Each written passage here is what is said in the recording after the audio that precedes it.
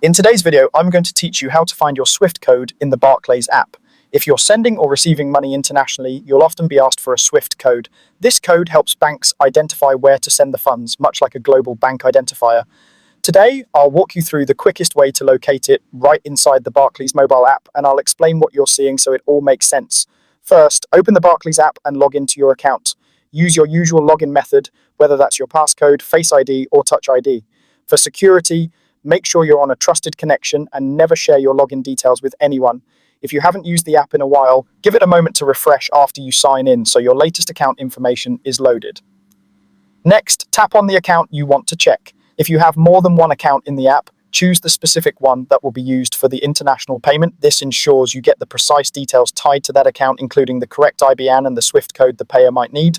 Once you're on the account page, tap Manage. You'll usually find Manage near the top or in the options list for that account. If the layout looks slightly different, just look for the section where you can view or change settings for that particular account. Then select Share Account Details. This option is designed to package all the important identifiers neatly so you can copy them or share them securely when someone requests your banking details for a transfer.